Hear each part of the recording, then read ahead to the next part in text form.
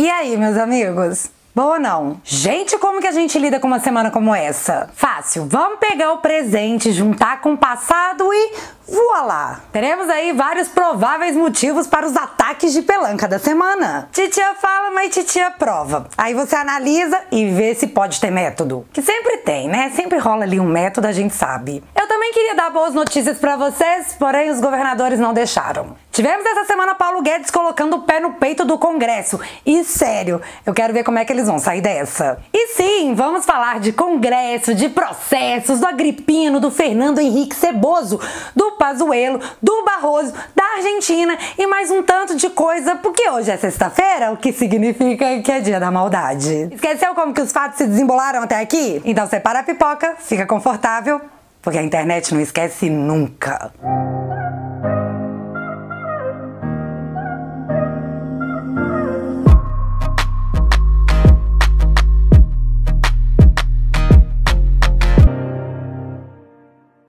Bom, então vamos começar falando de Supremo. Muitas pessoas falam que a justiça está sendo usada para proteger a própria justiça de ser investigada. Porque você já pensou se assim eles descobrem uma ilicitude dentro do próprio órgão que deveria ser a balança moral da nação? Ia meio que pegar mal, né? Os caras estão lá para representar a lei e pá!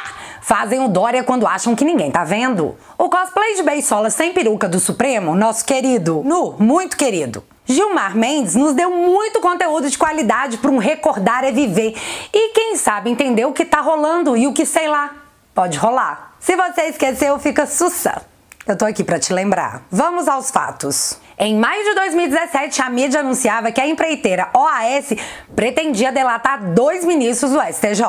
Esse assunto ficou meio que um tempo adormecido até que em janeiro de 2019 a notícia era: em delação premiada, Léo Pinheiro, da OAS, diz que pagou 1 milhão em propina para ninguém mais, ninguém menos que o ministro Humberto Martins do STJ, para que ele ajudasse com o recurso que estava tramitando lá na corte. Léo Pinheiro ainda disse que o pagamento foi negociado com o advogado Eduardo Felipe Alves Martins, filho do próprio ministro, e que procurou o filho do ministro por indicação de Renan Calheiros. Gravem isso. Ainda em fevereiro de 2019, Léo Pinheiro disse que pagou 1 milhão para Rodrigo Maia apresentar uma emenda que favoreceria a OAS e mais. Segundo a Cruzoé, ainda em fevereiro, Léo Pinheiro também disse que o irmão de Toffoli teria pedido 1 milhão para ele para que eles pudessem comprar a renúncia do então prefeito Mário Bulgarelli, do PDT. Como contrapartida, eles entregariam à OAS uma obra de saneamento orçada em 108 milhões de reais. O interessante é que no mês seguinte a essa suposta conversa, seu Mário realmente renunciou, deixando a prefeitura nas mãos do irmão do Dias Toffoli. Nada demais até aqui, só coincidências da vida. Respira fundo. Vamos continuar. Em setembro de 2019, a então PGR, dona Raquel Dodge, pediu o arquivamento dos trechos da delação que envolvia o seu Botafogo, vulgo Rodrigo Maia, o irmão do Toffoli e do ministro do STJ, seu Humberto Martins, do filho dele, um dos dois. Chocados com o fato, os procuradores pediram demissão coletiva, coisa que não chocou muita gente à época, mas deveria. Foi tipo assim: você tá me zoando, fia? Que nós não vai investigar esses caras? E aí a dona Raquel Dodge olhou e falou: não vamos. E tanto não ia mesmo que em seguida, seguindo o pedido de dona Raquel Dodge, Fachin foi lá e homologou a delação do Léo Pinheiro, tirando o Botafogo, o irmão do Toffoli e o presidente do STJ. Todos nós tivemos que engolir isso a seco, porque fazer o quê? É a nossa justiça, é o que tem pra hoje. Porém, um ano após tudo isso ter acontecido, em setembro de 2020, eis que entra em cena o juiz Marcelo Bretas, determinando o bloqueio de 171 milhões do filho do seu Humberto Martins, o ministro lá do STJ delatado pelo Léo Pinheiro. Esse bloqueio foi no âmbito da Operação Esquema S, que apurava desvios de recursos da Fé-Comércio. Nessa operação foi apreendido 100 mil reais em dinheiro que estavam dentro de uma sacola no escritório do Eduardo Martins, de novo, filho do presidente do STJ. O que eu nem achei nada demais, porque quem é que não guarda 100 mil reais em espécie numa sacolinha no escritório hoje em dia? Super normal, todo mundo faz isso. Ainda em setembro, seu Humberto Martins fez essa homenagem a Dias Toffoli. Porque todo o poder emana do povo, e o Toffoli é povo, o Toffoli é poder e representa muito bem o Supremo Tribunal Federal. Que coisa. Você ainda não entendeu onde isso vai dar? Calma que eu tô chegando lá. Com Continuando a novela, porque sim, é uma novela, no mês seguinte, em outubro, para surpresa de 0 pessoas, Gilmar Mendes suspendeu as ações contra 30 investigados nessa mesma operação Esquema S, que segundo ele é a pedido da OAB. A OAB pediu, ele faz. Além disso, seu Gilmar anulou todas as medidas cautelares até aquele momento e tirou de Bretas a competência de decidir qualquer coisa sobre o caso. E mais nada. Aparentemente, a operação Esquema S ficou por ali. E aí, vocês não imaginam qual foi a minha surpresa? Tipo, não foi nem 0, sabe? Foi -1. Ao ler a notícia que no início de fevereiro de 2021, 4 meses após o cosplay de Beisola ter parado a operação Esquema S, que fez toque-toque na casa do filho do ministro do STJ, esse mesmo ministro, o seu Humberto Martins, aquele que falou que Toffoli é o povo, me abre um inquérito de ofício igualzinho o inquérito do Tofinho que investiga as fake news, sabe? Inquérito gêmeo.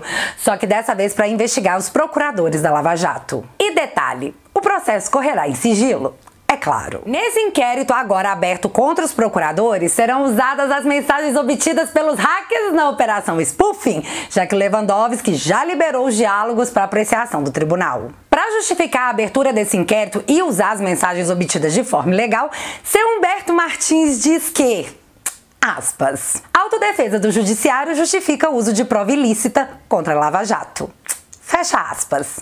Autodefesa do judiciário. Eu só fiquei pensando. A Lava Jato, com autorização do Bretas, pegou 100 mil na sacolinha no escritório do filho de seu Humberto. Faz todo sentido pra mim. Autodefesa do judiciário. Apesar dos procuradores da Lava Jato e até o próprio Moro terem tentado barrar isso aí, Dona Rosa Weber diz que não. Segue o jogo. E assim caímos no voto de Gilmar Mendes, que além de ter conseguido tornar Moro suspeito com a mudança de voto de Dona Carmen Bruxa, que segundo a Tucaína Pascoal é um crime de responsabilidade, mas fazer o quê? Seu Pacheco disse que não é prioridade impeachment de ministros, então engole o choro. Anulou a coisa toda e ainda deixou a entender que o juiz Marcelo Bretas, que autorizou a operação Esquema S contra o filho do Humberto Martins, é o próximo. Aliás, todos nós vimos após o ataque de pelanca de seu Gilmar, quase espumando de raiva após o voto do seu Cássio, que é nítido e notório como seu Gilmar é imparcial para julgar o Moro. 0 envolvimento emocional naquilo ali, porque imparcialidade é tudo nessa vida. Pra mim tá mais que claro.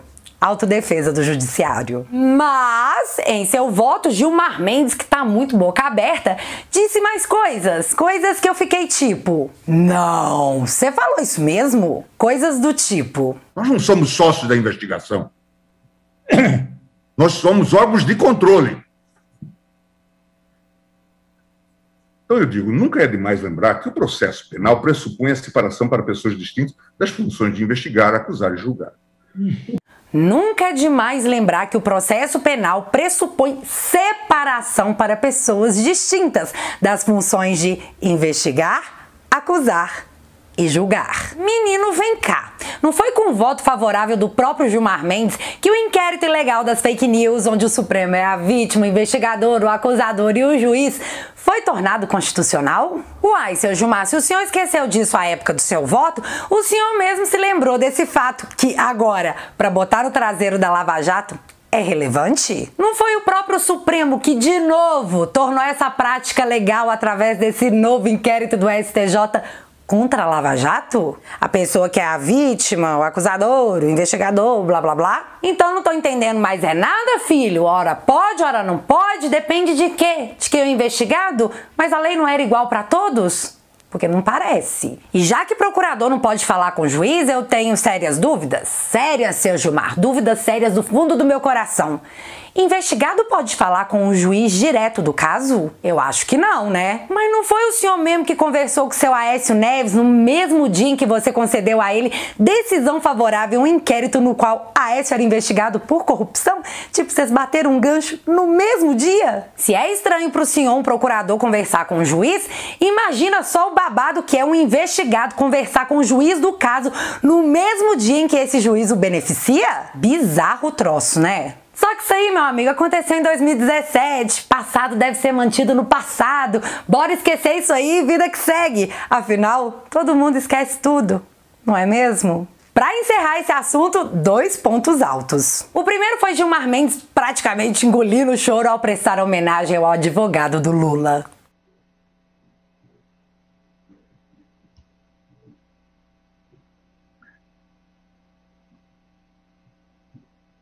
do Dr. Zanin uma justa homenagem. À advocacia brasileira. Cara, que cena comovente. Agora sim, seu Gilmar, agora sim o senhor quebrou o gelo no meu coração gelado. Alguém aí, por favor, coloque Imagine pra gente ouvir. E aproveita e pega meu nariz de palhaço, eu preciso urgente do meu nariz de palhaço. A outra coisa foi a fala do Lula, que eu preciso abrir aspas. Seria um prazer sair da prisão e o Moro e o Deltan entrarem. Fecha aspas. E quem foi que disse pro seu Lula que sonhos não se realizam, hein? Quem foi? Sentiu um tapa na cara, meu amigo? Então bate aqui.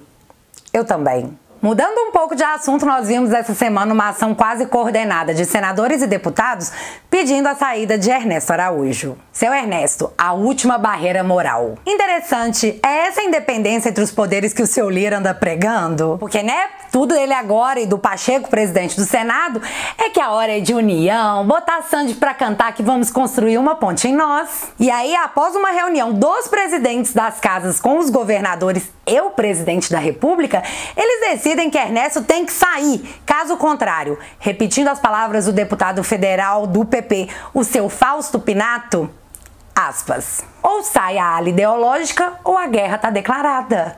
Fecha aspas. Então, galera, esse processo parece união ou chantagem? Porque assim, o integrante do poder legislativo exigir a demissão de ministros do executivo ou, caso contrário, ao que tudo indica, vai rolar um boicote contra o governo, não me parece muito republicano, além de uma interferência direta entre os poderes, coisa que não é pra fazer, né? Seu Lira falou que não pode.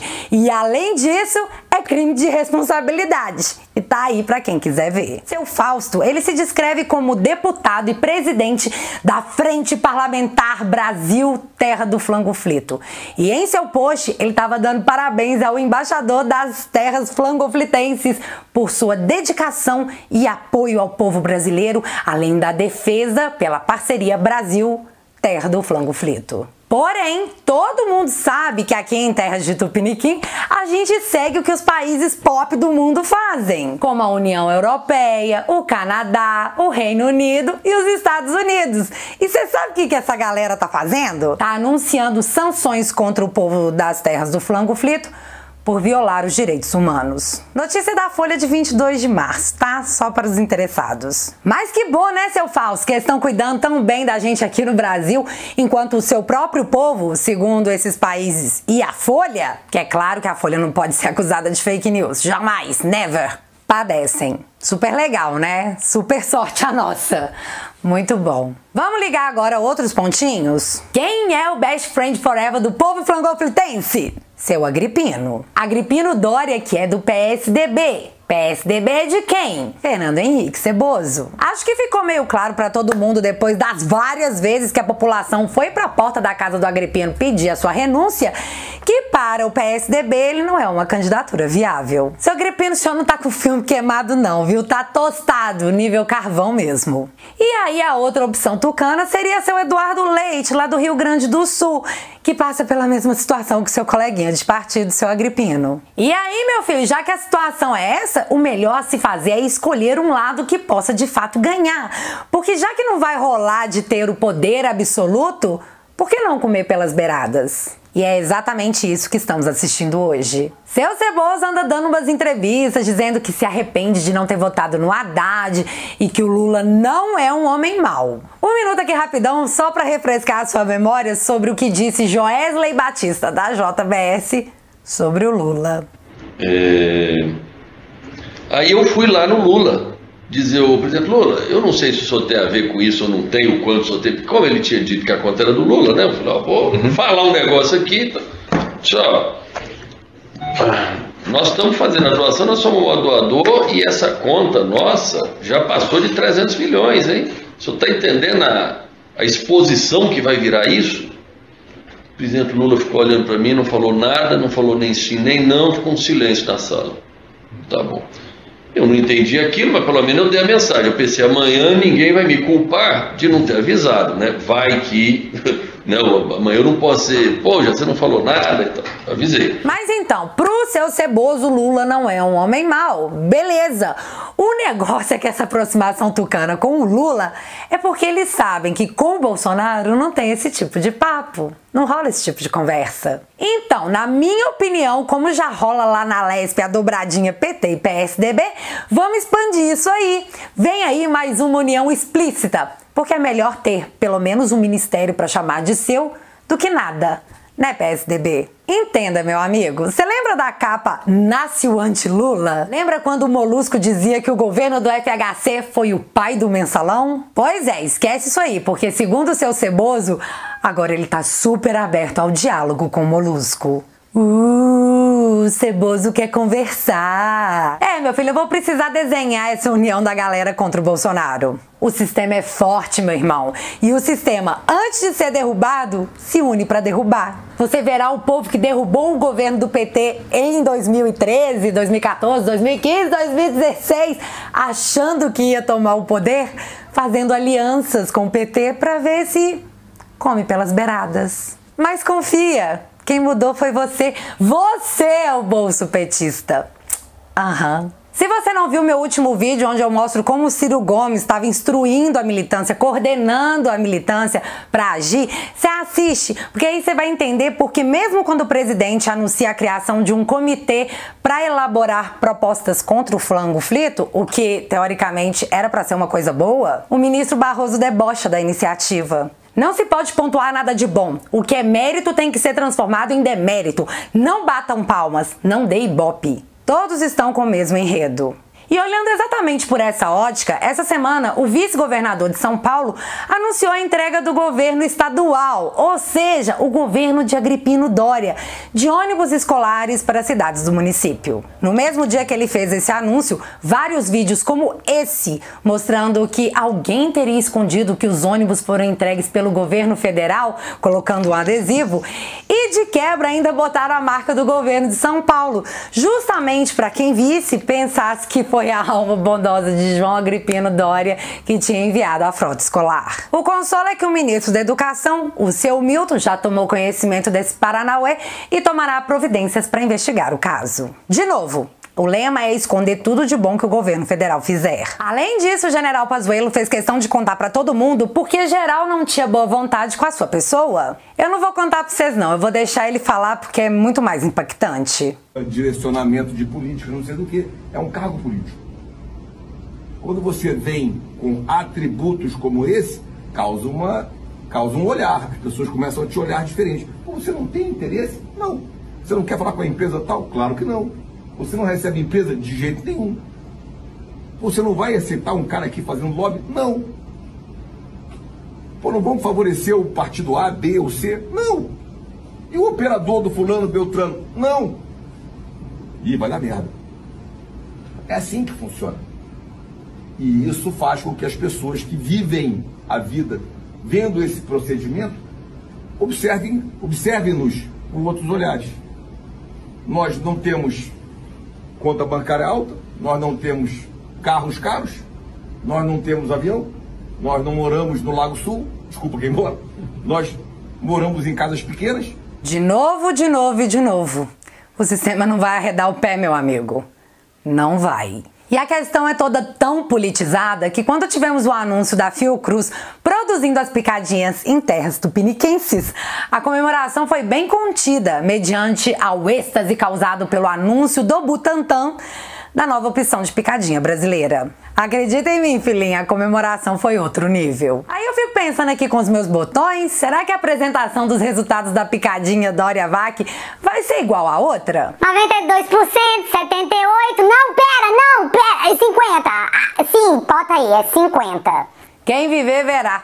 Aproveita e separa a jujuba. E aí, no meio disso tudo, eu vi gente mega famosa postando a foto do Agripino ao lado da imagem de Jesus como enviado pelo Senhor. Eu só queria saber se quem fez a arte fez de graça ou veio dos milhões retirados da saúde em plena pandemia para serem usados em publicidade. Ou dos aumentos de impostos generalizados, inclusive em material hospitalar. Ou quem sabe da retirada de verba da Santa Casa. Véi, olhando por esse ângulo, como não dizer que a Agrippina é quase um missionário? Missionário sim, mas ainda humano, e é por isso que ele precisava fechar a cidade e ir pra Miami descansar sem máscara. E eu até queria te dar uma boa notícia, contar pra você que a Petrobras abaixou o preço dos combustíveis.